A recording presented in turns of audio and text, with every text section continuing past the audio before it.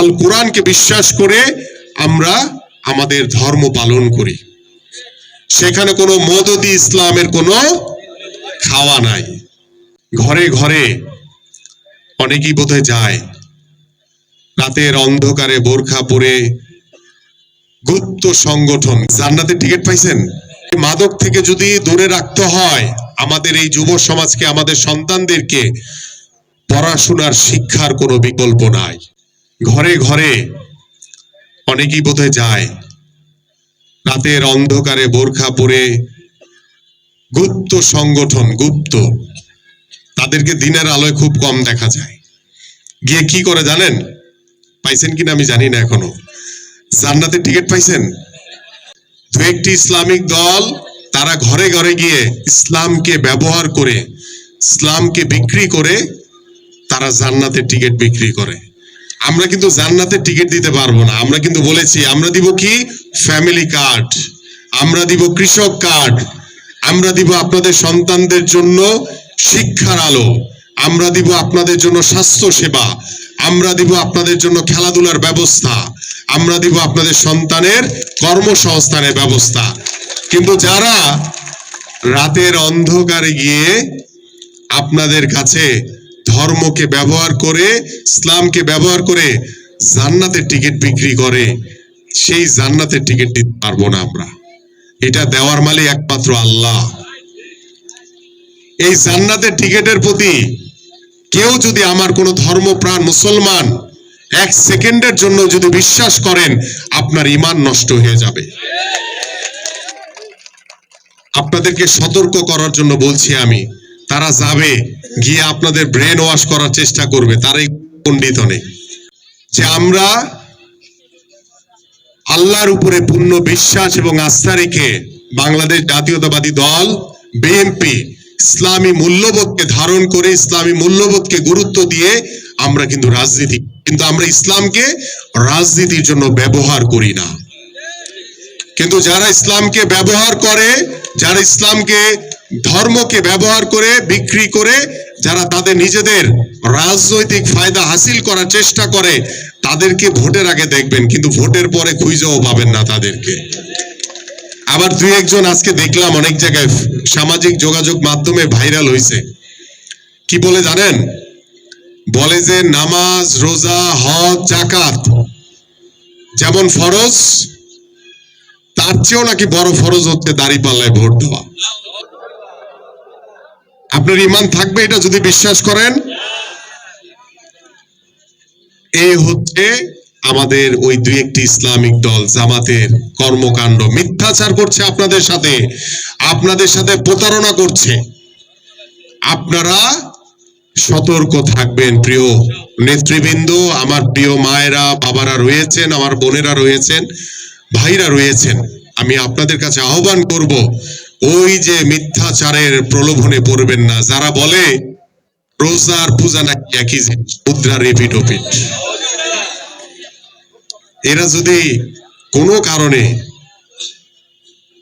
Busy হয় তাহলে কি ঘরে থাকতে পারবেন আপনারা?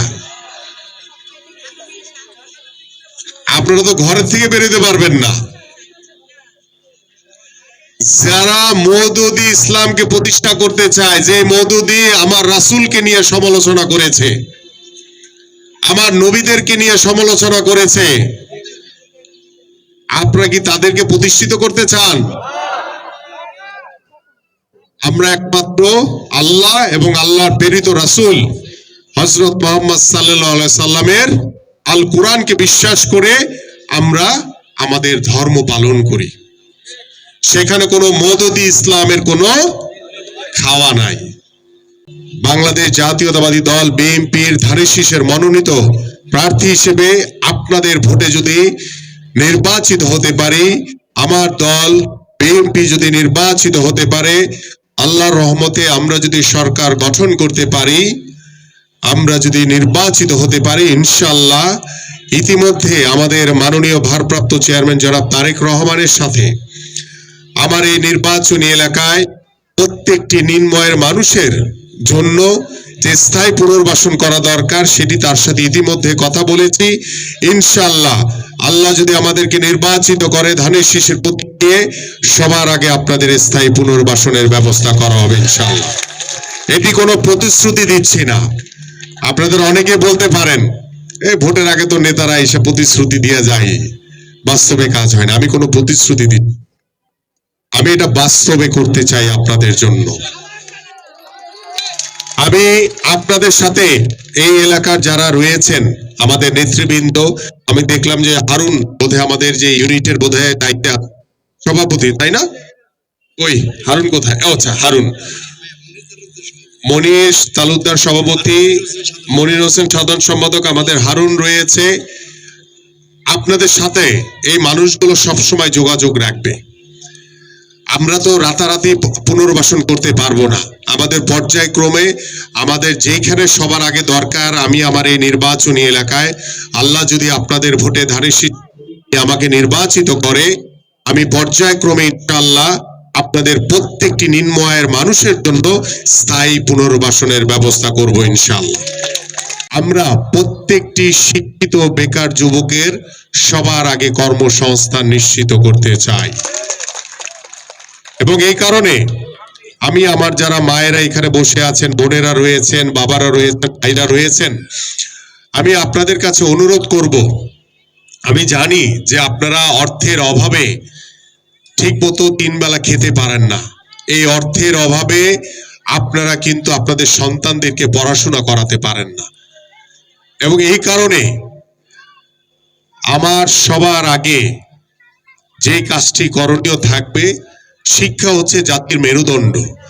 আমরা যদি শিক্ষিত একটি জাতি গড়ে তুলতে পারি, যে মাদকের করাল গ্রাসে, মাদকের কারণে আমাদের যুব সমাজ, আমাদের তরুণ সমাজ, আমাদের সন্তানরা মৃত্যুর কোলে ঢলে পড়ছে, সে মাদক থেকে যদি দূরে রাখতে হয়, আমাদের এই যুব সমাজকে, আমাদের সন্তানদেরকে পড়াশোনার শিক্ষার কোনো বিকল্প নাই। আমরা যদি সেই সন্তানদের ভিতরে শিক্ষার আলো ছড়িয়ে দিতে পারি, তাহলে দেখবেন মাদকের সমস্যা অনেকাংশে এমনি কমে গেছে। আর যারা অসাধু মাদক ব্যবসায়ী, তাদেরকে দ্রুত আইনের আওতায় এনে তাদের বিচার করতে হবে। এবং ইতিমধ্যে আমি বলেছি যে যেখানে যেখানে মাদক ব্যবসায়ীরা রয়েছে, অসাধু মাদক ব্যবসায়ীদের কারণে আমাদের তরুণ সমাজ মৃত্যুর কোলে ঢলে পড়ছে, আমরা সেই অসাধু মাদক ব্যবসায়ীরা তারা কারা আপনারা কিন্তু জানেন অনেকেই।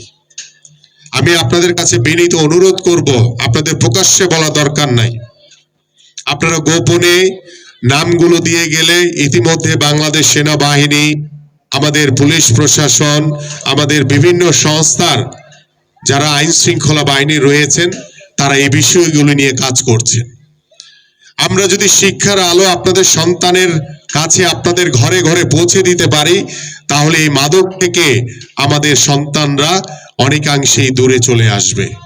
আমাদের অনেক গর্ভবতী নারীরা থাকেন, অনেক শিশুরা থাকেন, অর্থের অভাবে আপনারা বড় কোনো হসপিটাল বা কোনো সরকারি হসপিটালে গিয়েও সঠিক চিকিৎসা সেবা পাচ্ছেন না।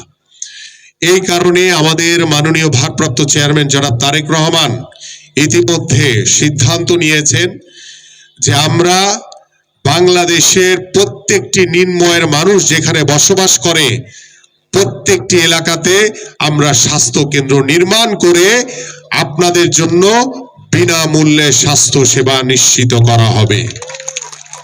আল্লাহ যদি আমাদেরকে সরকার গঠন করার সুযোগ দেয়, আমরা যদি ধানের শীষের প্রতীকে নির্বাচিত হতে পারি, ইনশাআল্লাহ প্রত্যেকটি ঘরে ঘরে প্রতি মাসে 2000 থেকে 2500 টাকা কিংবা চাল ডাল শুরু করে যে নিত্য প্রয়োজনীয় যে জিনিসগুলো প্রয়োজন, আপনাদের ওই ফ্যামিলি কার্ডের মাধ্যমে আপনাদের ঘরে ঘরে পৌঁছে যাবে।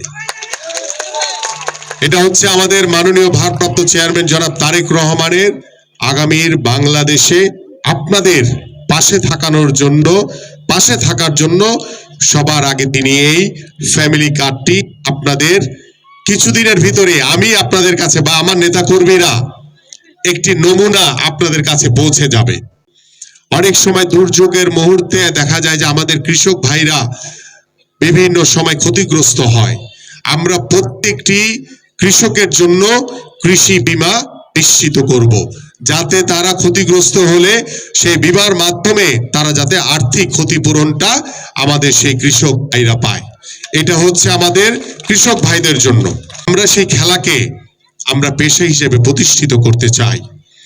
তার অন্যতম কারণ হচ্ছে আগামীতে ইনশাল্লাহ আপনাদের ভোটে বাংলাদেশ জাতীয়তাবাদী দল বিএনপি সরকার গঠন করলে, ধানের শীষের প্রতীক নিয়ে নির্বাচিত হলে আমরা আমাদের বাংলাদেশের প্রত্যেকটি স্কুলে ক্লাস 4 থেকে জাতীয় শিক্ষাক্রমে আমরা খেলাধুলাকে বাধ্যতামূলক করে দেব।